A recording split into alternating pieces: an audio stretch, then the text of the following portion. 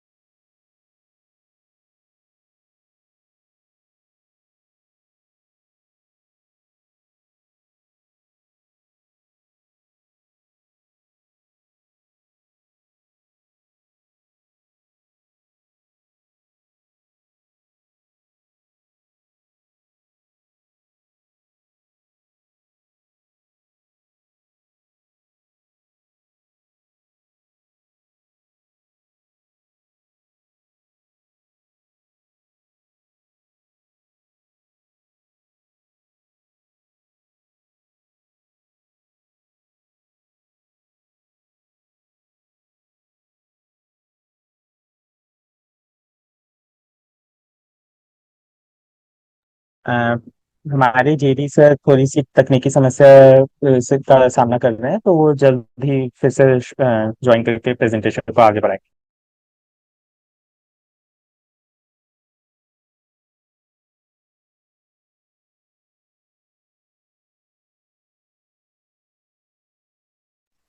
आनंद, आप कंटिन्यू कर लीजिए।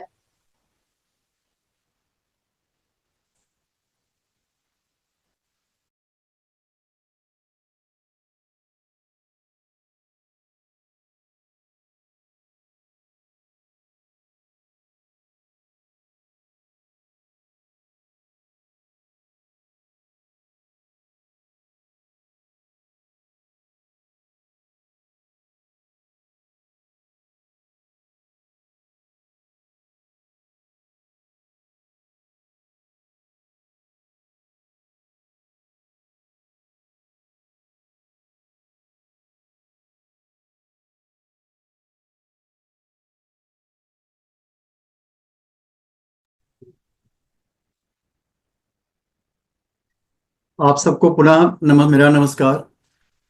कुछ तकनीकी समस्याएं आई हैं जेडीएसईआरटी सर के यहाँ।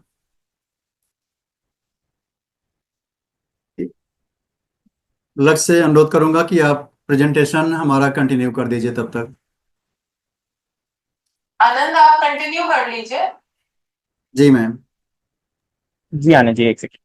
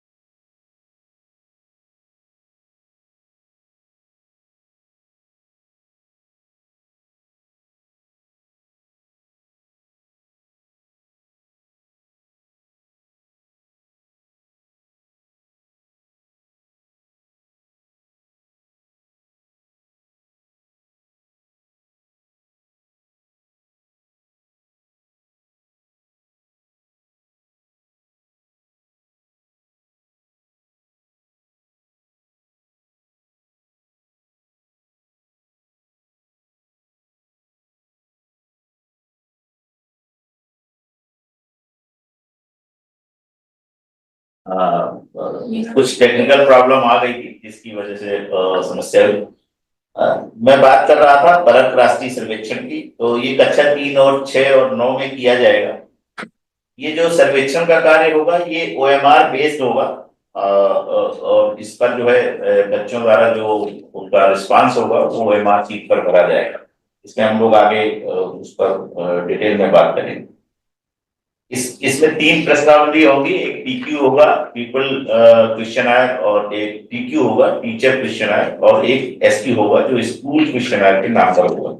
उसमें आगे डिटेल में बात करेंगे। इसके पूरे विहंगम दृष्टिकोण में बताना चाहूंगा कि नेक्स्ट भारत में ये पूरे भारत में आयोजित किया जा रहा है। 782 जिले पूरे इंडिया में सिलेक्ट किए गए हैं, जिनमें से 88,000 से अधिक स्कूल होंगे और 23 लाख से अधिक बच्चे होंगे तथा 22 भाषाओं में ये आयोजित किया जाएगा। चूंकि हमारा स्टेट बहुत बड़ा है, इसलिए जो भारत में टोटल 88,000 स्कूल्स में होगा और अकेले यूपी में 9,715 स्कूलों में 75 जनपदों में ये कार्य किया जाएगा सर्वे का। और इसमें लगभग 3 लाख बच्चे हमारे इन्वॉल्व होंगे। ये 4 भाषाओं में मुख्यतः होगा, जो हमारे यहाँ कुछ भाषाएं हैं, अंग्रेजी, हिंदी और संस्कृत। इसमें एक चीज और कहनी है कि ये जो सर्वे का कार्य होगा ये अकेले परिषदीय विद्यालयों में नहीं होगा। ये परिषदीय के साथ साथ जो है जो मान्यता प्राप्त विद्यालय है, चाहे वो एडेड हो, अनएडेड हो, मदरसा हो सकते हैं, समाज कल्याण के विद्यालय हो सकते हैं, ICSE बोर्ड के विद्यालय हो सकते हैं और CBSE बोर्ड के विद्यालय हो सकते हैं। तो इस तरीके से समस्त विद्यालयों में आयोजित किया जाएगा। अभी विद्यालयों का चयन नहीं हुआ है। जैसे ही विद्यालय चयनित होकर आ जाएंगे भारत सरकार से, उसको हम तुरंत आप लोगों को जनपदों में सूचित करेंगे और आप लोगों को ये पता लग जाएगा कि जिले के किन किन विद्यालयों में असेसमेंट सर्वे का कार्य होना है। नेक्स्ट, इसमें ग्रेड 3, ग्रेड 6 और ग्रेड 9 में जो और नेक्स्ट 3 तरह के जो है टेस्ट फॉर्म डेवलप किए गए। कक्षा 3 में जो टेस्ट बुकलेट होगी वो 6 तरह की होगी। टेस्ट फॉर्म 31, 32, 33, 34, 35 और 36। और मुख्यतः इसमें भाषा होगी, गणित होगी और हमारे आसपास की दुनिया, द वर्ल्ड अराउंड अस। इसके 45 क्वेश्चन होंगे, 15-15 क्वेश्चन होंगे और इसमें जो समय मिलेगा वो 90 मिनट का होगा। इसी तरीके से ग्रेड 6 में भी टेस्ट फॉर्म जो हमारा है वो 6 प्रकार की होगी और इसमें भी वही विषय है, लैंग्वेज, मैथमेटिक्स और द वर्ल्ड अराउंड अस। इसमें 51 क्वेश्चन होंगे और ये भी 90 मिनट का होगा। जो कक्षा 9 के बच्चों के लिए होगा वो 8 प्रकार के टेस्ट फॉर्म है और इसमें लैंग्वेज, मैथमेटिक्स, सोशल साइंस और साइंस 4 भाषा के 20-20 क्वेश्चन होंगे। लेकिन इसमें से टोटल जो क्वेश्चन पेपर आएगा वो 60 क्वेश्चन का आएगा। तो उसमें ये डिपेंड करेगा कि जो सीबीएसई पेपर बनाएगा उसमें वो एक सब्जेक्ट को किसी को हटाकर बनाएगा। कहीं किसी बुकलेट में कोई एक सब्जेक्ट हटा होगा और किसी दूसरे बुकलेट में कोई दूसरा सब्जेक्ट हटा होगा, ऐसे करके, लेकिन उसमें भी 20-20 क्वेश्चंस होंगे। नेक्स्ट, परख राष्ट्रीय सर्वेक्षण 2024 के मूल्यांकन का डिजाइन क्या है? अभी मैं बता रहा था कि कक्षा 3 में इसलिए है कि आधारभूत स्तर का अंत होगा, कक्षा 1, 2 और जो बाल वाटिका है उसको पढ़कर जो बच्चे आएंगे, इसलिए कक्षा 3 का रखा गया। इसमें भाषा, गणित और हमारे आसपास की दुनिया होगी, जो अभी मैं बात कर रहा हूँ। नेक्स्ट और नेक्स्ट, इस सर्वे के बारे में थोड़ा सा और आपको स्ट्रक्चर बता दूं। ये पूरे 36 राज्यों में भारत के हो रहा है और केंद्र शासित प्रदेशों में। ये भारत सरकार का जो स्कूल शिक्षा एवं साक्षरता विभाग है, शिक्षा मंत्रालय है, उसके नेतृत्व में कराया जा रहा है। राष्ट्रीय मूल्यांकन केंद्र परख एनसीईआरटी द्वारा कराया जाएगा। राज्य स्तरीय समन्वयक, इसमें परख में हमारे राज्य परियोजना निदेशक इसके स्टेट कोऑर्डिनेटर हैं और साथ ही निदेशक एससीईआरटी इसके स्टेट कोऑर्डिनेटर परख में रहेंगे। डिस्ट्रिक्ट लेवल पर हम लोगों ने प्राचार्य डाइट को और district inspector of schools DIIs को इसमें जिला स्तरीय समन्वय बनाया है, डिस्ट्रिक्ट लेवल कोऑर्डिनेटर। इसके अलावा इसमें 2 असिस्टेंट डिस्ट्रिक्ट लेवल कोऑर्डिनेटर भी हम लोगों ने बनाए हैं, वो डाइट के 2 प्रवक्ता हैं। मेन जो इसमें कार्य होगा फील्ड इन्वेस्टिगेटर का होगा। ये जो फील्ड इन्वेस्टिगेटर होंगे ये मुख्य रूप से सर्वे का कार्य कराएंगे, जो विद्यालयों में जाएंगे, बच्चों के रिस्पांस को नोट करेंगे, वो एमआरसी डिस्ट्रीब्यूट करेंगे। ये पूरा फील्ड इन्वेस्टिगेटर का कार्य जो है सबसे ज्यादा महत्वपूर्ण होगा। और ये 9,715 स्कूल्स हैं, तो हमने प्रत्येक जिले में जो डायरेक्ट स्टूडेंट्स हैं उनको फील्ड इन्वेस्टिगेटर के रूप में चयनित किया है और ये लगभग 9,715 है। 10% सभी डायटों ने अतिरिक्त किए हैं, तो इसलिए कि कभी किसी को कोई दिक्कत आएगी, कोई बीमार हो जाए, उस दृष्टि से सेफ्टी मेजर के हिसाब से इनको हम लोगों ने फील्ड इन्वेस्टिगेटर तैनात किया। और इनका बहुत मुख्य रोल होगा, जैसे चुनाव में पीठासीन अधिकारी का कार्य होता है, वैसे ही फील्ड इन्वेस्टिगेटर का कार्य होगा। इसके अलावा परख राष्ट्रीय पर्यवेक्षक, जब 4 दिसंबर को ये पर्यवेक्षण का कार्य होगा तो नेशनल लेवल के ऑब्जर्वर्स भी आएंगे और जनपदों में जाएंगे और वो देखेंगे कि किस तरीके से उत्तर प्रदेश में सर्वेक्षण का कार्य, सर्वे का कार्य आयोजित किया जा रहा है, कि उसकी क्या व्यवस्थाएं हैं। इस तरीके से राष्ट्रीय पर्यवेक्षक भी नियुक्त किए जाए। नेक्स्ट, जनपद स्तरीय समन्वय के बारे में मैंने अभी बता दिया है आपको कि सब जगह हम लोगों ने ये तैनात कर दिए हैं, फील्ड इन्वेस्टिगेटर भी तैनात हो गए हैं, आप सबको धीरे धीरे जानकारी हो जाएगी। और इसमें फील्ड इन्वेस्टिगेटर में डिटेल में मैं ये बताना चाहता हूँ, ये जो सर्वे का कार्य है ये पूरी तटस्थता और पारदर्शिता के साथ किया जाना है। इसलिए इसमें जो भारत सरकार की गाइडलाइंस थी कि एफआई के रूप में पहले डाइट के जो प्रशिक्षु हैं डीएलएड के, उनको प्रियोरिटी के आधार पर फील्ड इन्वेस्टिगेटर के रूप में तैयार किया जाए, नामित किया जाए। तो उसमें हम लोगों ने इनको नामित भी कर दिया है और ज्यादातर जगहों में जो 80-90% हमारे एफआई बने हैं वो डाइट के डीएलएड के स्टूडेंट्स ही हैं। कहीं कहीं पे कुछ डाइटों में जो इन सर्विस ट्रेनिंग नहीं होती है वहां पे कुछ टीचर्स को लगाया गया। टीचर को भी लगाया जा सकता है, बशर्ते कि वो टीचर ना हो जो जिस विद्यालय में सर्वे का कार्य हो रहा। तो उसमें भी जो निर्देश एससीईआरटी से दिए गए थे वो ये दिए गए थे कि एक ब्लॉक से दूसरे ब्लॉक में जो है शिक्षकों को भेजा जाए, अगर किसी की ड्यूटी लगाते हैं तो जनरली एफआई डाइट के स्टूडेंट्स को ही बनाया जाए। नेक्स्ट,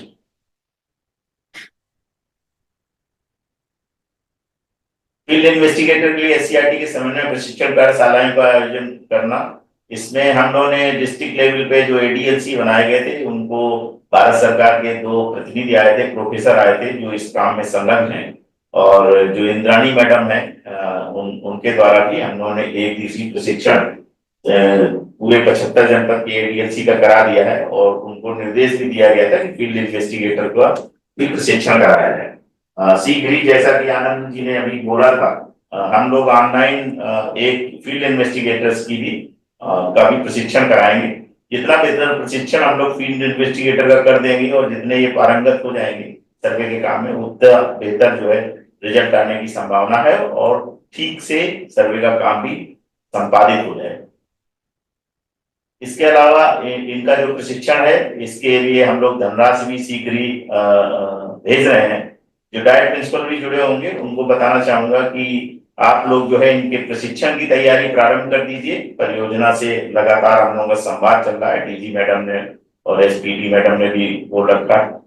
उसकी जो धनराशि है, इनको 180 रुपए की गाइडलाइन से 180 रुपए के हिसाब से हम लोग इनके प्रशिक्षण का पैसा शीघ्र ही आपको भेज देंगे।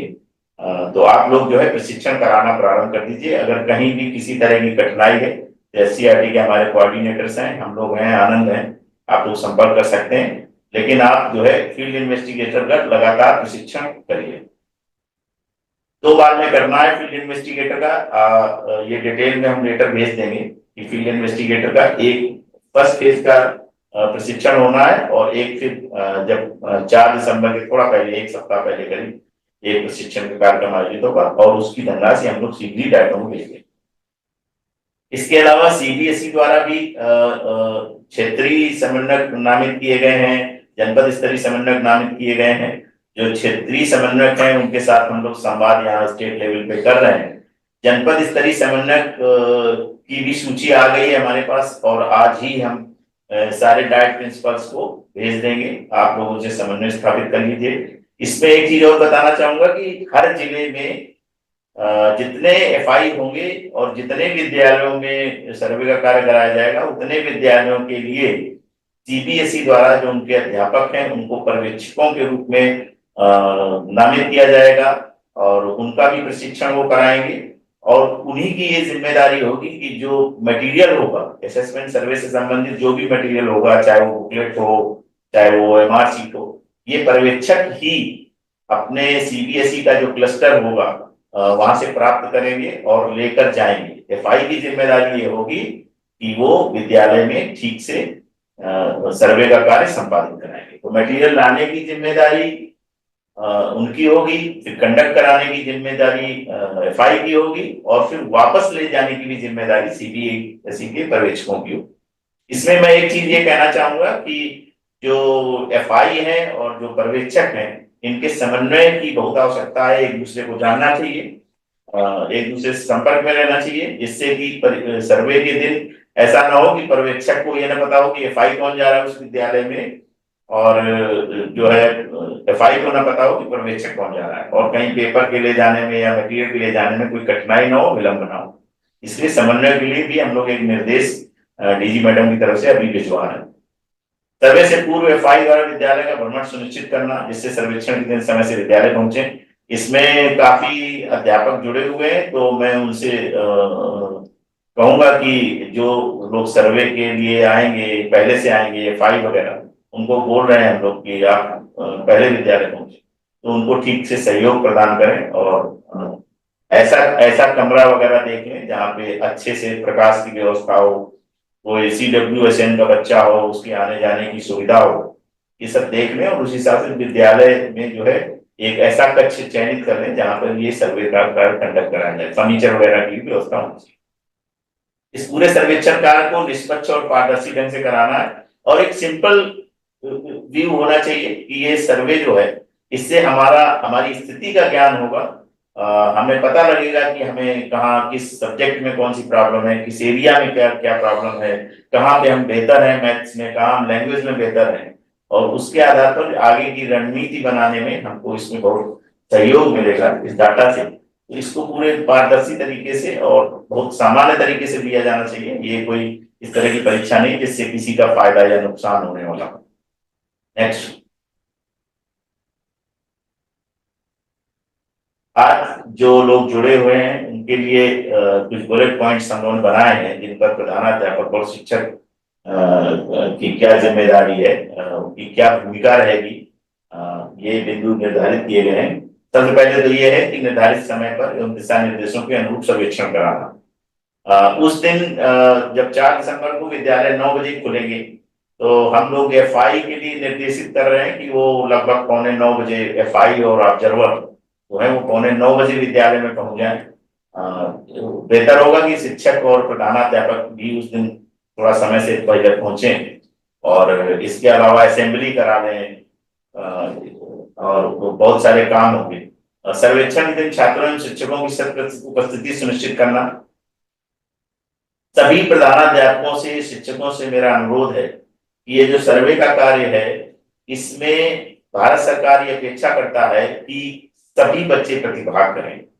तो अगर आपके विद्यालय में कक्षा 3 या कक्षा 6 या कक्षा 9 के लिए चयन किया गया है कि वहां पे इन कक्षाओं में बच्चों का सर्वे का कार्य कराया जाएगा, तो आप सबसे अनुरोध ये है कि आप लोग प्रयास करिए कि उस दिन उस कक्षा के समस्त बच्चे उपस्थित हों और सर्वे के कार्य में प्रतिभाग जरूर करें, जिससे विद्यालय में बच्चों की उपस्थिति का भी अंदाजा होगा और आप सबका भी गौरव बढ़ेगा। तो मैं अनुरोध ये करूंगा कि आपका प्रयास अभी से ये प्रारंभ हो जाना चाहिए, क्योंकि जो अभी प्रैक्टिस क्लासेस आप लोग चला रहे हैं, OMR शीट भर रहे हैं, उनकी प्रैक्टिस करा रहे हैं, तो सारे बच्चों की उपस्थिति अभी से सुनिश्चित की जाए। अगर कुछ बच्चे उसी दिन उपस्थित होंगे तो OMR शीट का प्रैक्टिस नहीं कर पाएंगे और ऐसी गलतियां जो अवांछित होंगी वो करेंगे। इसलिए बेहतर है कि आप लोग इन कक्षाओं पर, जो आपके यहाँ का प्राथमिक विद्यालय तो कक्षा 3 कंपोजिट है, तो कक्षा 3 और 6 के विद्यालय बच्चे हैं, उनको आप उपस्थिति सुनिश्चित कराएं, उनकी प्रैक्टिस कराएं। प्रैक्टिस में ही आपका ये पूरा ध्यान होना चाहिए कि 100% बच्चे जो नामांकित हैं उनको सबको उस दिन उपस्थिति सुनिश्चित कराई जाए। अभी आप लोग शनिवार को ये कार्य करा रहे होंगे, तो इसको जरा सुनिश्चित किया जाए। और ये चूंकि प्रदेश का भी मामला है, तो इसमें हमें विशेष ध्यान आप लोगों का आपसे अनुरोध है कि अपेक्षित। परीक्षा कक्ष में प्रकाश की बढ़िया व्यवस्था होनी चाहिए। ऐसा ना हो कि उस दिन जो है ऐसा कमरा चयन किया जाए जहाँ पे अंधेरा हो और भारत सरकार के ऑब्जर्वर आएंगे और बाकी लोग भी आएंगे, डिस्ट्रिक्ट लेवल के भी बहुत सारे लोग आएंगे, तो वो अच्छा मैसेज ना जाए। इसलिए जो बेहतरीन प्रकाश की व्यवस्था हो, जहाँ पे ट्यूबलाइट हो, कमरा साफ सुथरा हो, बैठने की उचित व्यवस्था हो, फर्नीचर उपलब्ध हो, ऐसे कमरे में ही सर्वे का कार्य संपादित कराया जाए, ये आपसे अपेक्षा है। सर्वेक्षण से पूर्व छात्रों द्वारा प्रश्न पत्र OMR शीट भरने का अभ्यास कराना, ये अभी हम लोग बात कर रहे थे और आप लोग इसमें इस बार काफी काम भी कर रहे हैं। हायर स्तर पर इसकी समीक्षा की जा रही है और ज्यादातर स्कूलों में इस तरीके से प्रैक्टिस कराई दे रही हो OMR शीट भरने का, तो आप लोग इसको कराते रहिए और पूरी 100% उपस्थिति के साथ कराएंगे तो अच्छे रिजल्ट भी प्राप्त होंगे। जिस दिन सर्वे का कार्य होगा, CBSE वाले जो लोग हैं उन्होंने बताया है कि बाल पेन और की व्यवस्था वो लोग शायद स्टेशनरी के साथ करेंगे, लेकिन फिर भी अभी जब तक उनका कंफर्म ना हो जाए तब तक हम लोग यही चाहेंगे कि जो सर्वे का दिन है उस दिन आप लोग कुछ अतिरिक्त बाल पेन रखिएगा। काला नीला किसी का खराब हो जाता है, कोई कभी कभी रह जाता है, कोई नहीं लेके आता है, तो ऐसी स्थिति में आपके पास बाल पेन की व्यवस्था होनी चाहिए। और वैसे भी जब आप OMR शीट की प्रैक्टिस करा रहे हैं तो मुझे लगता है आपने व्यवस्था कर ली होगी। अगर कहीं नहीं है तो ये जरूर सुनिश्चित किया जाए कि 4 दिसंबर को सर्वे के दिन आपके पास कुछ अतिरिक्त बाल पेन जरूर होने चाहिए। ऐसा ना हो कि बाल पेन ना उपलब्ध हो और फिर कोई बच्चा OMR शीट पे अपना परफॉर्मेंस नोट ना कर पाए। इसके अलावा प्रधानाध्यापक की एक जिम्मेदारी और होगी। इस पूरे सर्वे में ज्यादातर लोगों ने पहले भी काम किया है। जो स्कूल क्वेश्चनर होता है, स्कूल प्रश्नावली, उसको भरने का काम प्रधानाध्यापक द्वारा जो है किया जाएगा और FI इसमें दोनों लोग मिलकर इसको भरेंगे। स्कूल संबंधी जानकारी SQ में देनी होती है जो महत्वपूर्ण होती है, कोई जानकारी गलत ना हो, इसलिए प्रधानाध्यापक विशेष ध्यान देकर स्कूल क्वेश्चनर को भरवाएं। इसके अलावा एक TQ होता है, टीचर्स क्वेश्चनर, जिसको शिक्षक प्रश्नावली कहते हैं। ये विषय से संबंधित अध्यापक द्वारा भरा जाएगा जो उस विषय को पढ़ाता हो। अगर जैसे लैंग्वेज का है तो भाषा पढ़ाने वाले शिक्षक द्वारा भरा जाएगा, मैथ्स का है तो मैथ के टीचर द्वारा भरा जाएगा। इसमें भी FI को सहयोग प्रदान करना। फील्ड इन्वेस्टिगेटर CBSE पर्यवेक्षक से समुचित सहयोग, इसकी बात हम लोग डिस्ट्रिक्ट लेवल पे डायरेक्ट प्रिंसिपल से भी कर रहे हैं। लगातार बैठकें की जा रही हैं DG मैडम द्वारा, SPD मैडम द्वारा, और हम लोग भी बात करते हैं कि इसमें समन्वय जरूर स्थापित किया जाए। अगर FI और पर्यवेक्षक पहले से ही समन्वय बना के रखेंगे, संपर्क में रहेंगे, तो उस दिन जो समस्या आ सकती है वो बिल्कुल नहीं आएगी। सबको पता रहेगा कि समय से पहुंच रहे हैं, कहाँ पहुंचे, कहाँ नहीं पहुंचे, क्या कठिनाई है, किसी की गाड़ी तो नहीं खराब हो गई। जिससे हम एक माइंडसेट बना के रखते हैं और एक बड़े काम में सबके समन्वय और सहयोग की आवश्यकता हो। तो ये आप भी देख लीजिएगा कि आप यहाँ भी पता लग जाएगा कि कौन एफआई आएगा, कौन पर्यवेक्षक आएगा। ये हम लोग प्रयास कर रहे हैं कि सारी जानकारी नीचे के स्तर तक भी हो, विद्यालय स्तर तक भी हो, जिससे आप लोगों को भी कोई कठिनाई न हो। बार बार फिर कहा जा रहा है, सर्वेक्षण निष्पक्ष, पारदर्शी और सही दृष्टिकोण से संपन्न कराना। Next next. फील्ड इन्वेस्टिगेटर को, हालांकि ये आपसे बहुत संबंधित नहीं, लेकिन फील्ड इन्वेस्टिगेटर को हम लोगों ने निर्देश दे दिए हैं कि विद्यालय असेंबली से पहले पहुंचेंगे, यानी 8:45 पहुंच जाएंगे, 9 बजे स्कूल खुलेगा। इसके अलावा जब अचीवमेंट टेस्ट पैकेट प्राप्त होगा जो आप जर्नल लेके आएंगे, तो उसका एक बार वो देख लें कि उसका सील वगैरह बंद है कि नहीं। हालांकि कोई ऐसा बहुत इशू नहीं है और कोई बहुत वैसा एग्जाम नहीं है, जस्ट ये सर्वे है। तो जनरली तो ये सील बंद मिलेगा और कोई कठिनाई भी नहीं आएगी। फिर भी एक बार ये एक जरूरी कार्य है कि इसको देख लिया जाए। मूल्यांकन के दिन ही पैकेट खोला जाएगा। हालांकि जब ऑब्जर्वर उस दिन जाएगा तभी मिलेगा ही, तो जब मिलेगा ही उस दिन तो उसी दिन ही खोला जाएगा। सील ड्यूटी हुई है तो उसका उल्लेख जिला समन्वयक को रिपोर्ट करेंगे और कंट्रोल शीट में भी कर देंगे। लेकिन सर्वेक्षण का कार्य किया जाएगा। बहुत पैनिक नहीं क्रिएट करना है कि सील टूट गई, कोई ऐसा नहीं है कि उसका कोई पेपर निकल जाएगा या कुछ ऐसा हो जाएगा। लेकिन उसकी एक औपचारिकता है जिसको पूर्ण करना है कि अगर टूटी है तो उसका उल्लेख करेंगे, लेकिन सर्वे कार्य को कदापि बाधित नहीं करेंगे। सर्वे कार्य होगा चाहे सील टूटी हो अथवा ना टूटी हो, टूटे होने की कोई संभावना नहीं। तो इसको उल्लेख करेंगे और सर्वे कराएंगे।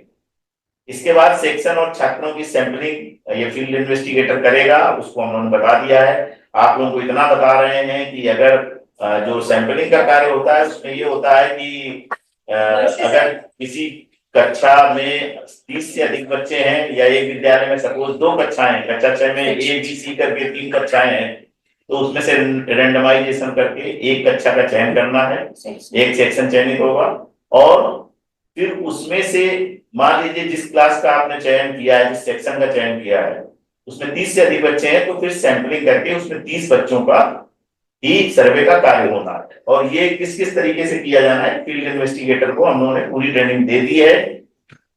अधिकतम 30 बच्चों का सर्वे कराना है, न्यूनतम की कोई संख्या नहीं लिखी है, इसलिए आपको प्रयास करके 30 बच्चे अगर हैं तो 30 को उस दिन उपस्थित कराना है।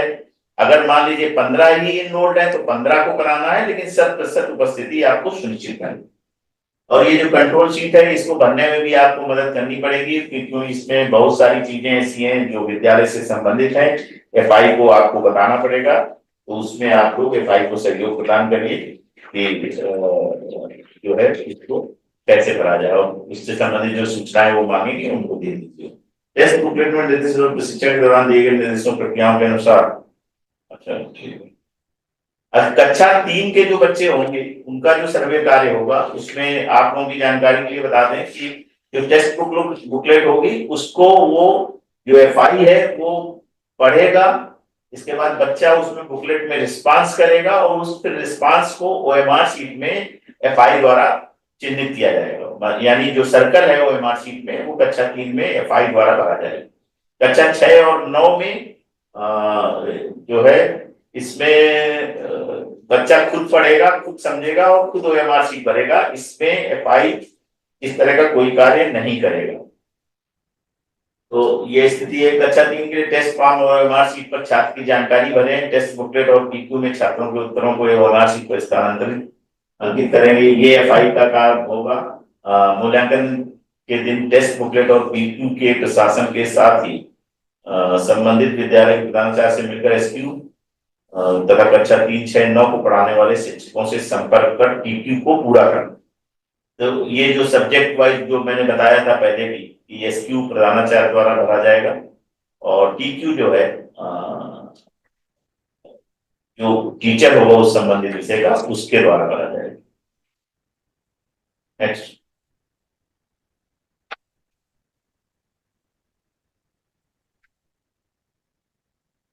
सर्वेक्षण के दिन जो है इसमें एक चीज और कहनी थी मेरे को, जो फील्ड इन्वेस्टिगेटर आपके यहाँ 8:45 पहुंचेंगे, और पिछले वर्षों में कक्षा 3 में FI 2 रहते थे और कक्षा 6 और 9 या 8 होता था उस समय, तो उस समय FI 1 रहता था। अब की बार कक्षा 3 में FI 1 ही रखा गया है, और कक्षा 3 में FI का रोल बहुत बड़ा है। इसलिए बड़ा है कि एक तो जनरल इंफॉर्मेशन जो MR शीट में रहती है वो भी उसके द्वारा भरा जाना है, फिर बच्चा जो बुकलेट पे रिस्पांस करेगा उसको फिर OMR शीट में भरा जाना, तो एक FI के लिए काफी बड़ा काम है। इसमें चूंकि विद्यालय उस दिन 9 बजे खुलेंगे और 8:45 ये लोग पहुंच जाएंगे ऑब्जर्वर और FI, तो ये जो 9 बजे से जो 10:30 बजे का टाइम है, यानी 1.5 घंटे का, इसमें आप वो जो FI द्वारा है वो सारी चीजें करवानी है। आप लोगों का SQ भी बनाना है, TQ भी बनाना है, और ये जो SQ है, इसके अलावा टीचर जो बच्चा है उसका जनरल इंफॉर्मेशन भी बनाना है, तो लगभग 1.5 घंटे का समय लगेगा। तो 9:30 से 10:30 के बीच में ये सारी औपचारिकताएं पूरी करेंगे जो फॉर्मेलिटीज हैं, और 10:30 से फिर उसका 90 मिनट का समय होगा प्रश्न पत्र को सॉल्व करने, यानी 12 बजे तक। ये कक्षा 3 में भी और ये कक्षा 6 में भी। ये जो FI आएंगे इनको हम लोगों ने बोला है कि 10:30 से 12 बजे तक प्योरली 90 मिनट ये जो है बच्चों को देंगे, तो पहले का जो 1.5 घंटा है उसमें वो समस्त कार्रवाई पूर्ण कर लें, और उसमें जहां कहीं सहयोग की आवश्यकता हो उसको TQ बनने में, SQ बनने में, उसमें आप यथोचित उसकी मदद करेंगे। जो एग्जाम कंडक्ट करेगा, जो परफॉर्मेंस, जो रिस्पांस को नोट करेगा, उसमें शिक्षकों का कोई रोल नहीं होगा, वो FI का कार्य है प्योरली, और वो FI ही करेगा। तो 10:30 से शुरू होगा और उसका 90 मिनट करके 12 बजे करीब खत्म होगा, और 12 बजे के बाद फिर 12 बजे के बाद ही वो रिस्पांस को उसमें भरेगा कि सर्किल पूरे करेगा वेबनार शीट में। ये उसको हम लोगों ने बता रखा है और बता रहे हैं आप लोगों को, इसलिए बता रहे हैं कि वो जो 1.5 घंटे का समय है सिर्फ रिस्पांस देने के लिए, उसको कोई टच नहीं होना चाहिए। जो पहले की कार्रवाई होनी वो पहले के 1.5 घंटे में, यानी 9 बजे से 10:30 बजे तक करना है। 10:30 बजे से पेपर की शुरुआत होगी, 12 बजे करना है, 12 बजे तक पेपर रहेगा। फिर उसको जो OMR शीट में रिस्पांस भरने हैं वो 12 बजे के बाद रहेगा। अच्छा, बच्चों का टाइम किसी भी दशा में पूर्ण नहीं करेगा, तो इसका बहुत ध्यान रखना है। ओके। नेक्स्ट यही क्लोज कर दीजिए। नेक्स्ट मूल्यांकन के दिन ये जो फील्ड इन्वेस्टिगेटर की बात हम कर रहे हैं, इसमें सारा वही डिजाइन किया हुआ है, और इसको वैसे ही करना है। डिटेल में हम लोग चर्चा कर चुके हैं। फिर ये कौन कौन सी गतिविधि कैसे कैसे होगी, इस पर पूरी बात हम कर चुके हैं। इसमें स्टार्ट में लिखा हुआ है, ये सब की जानकारी में इसलिए ला रहे हैं कि इसको टिक करके आप आगे बढ़ सकते हैं। नेक्स्ट, उस दिन निरीक्षण वगैरह की भी व्यवस्था रहेगी। BO, BSA, AD बेसिक सभी लोग निरीक्षण पे रहेंगे, प्राचार्य डाइट, और जनपद स्तर पर भी लगातार DG मैडम द्वारा कहा गया है कि आप लोग जो है इस पर निरीक्षण करेंगे, और उनके भी लोकल ऑब्जर्वर भी हो सकते, उन सब चीजों का भी इसमें उल्लेख किया गया। Next, thank you. फिर मैं कहूंगा परख एक बहुत महत्वपूर्ण कार्य है, और इसको बहुत अच्छे से संपादित करना है, जिससे पूरे प्रदेश का जो है एक क्या शिक्षा व्यवस्था है पूरा रिफ्लेक्ट होगा, और हमारे उच्चाधिकारी और हम सब लोग बहुत अपेक्षा रखते हैं आप सबसे कि इस कार्य में अच्छे से सहयोग करेंगे, और एक अच्छा रिस्पांस इस बार सर्वे में आएगा। ये उम्मीद के साथ आप सभी को बहुत बहुत धन्यवाद। आनंद जी को भी बहुत धन्यवाद।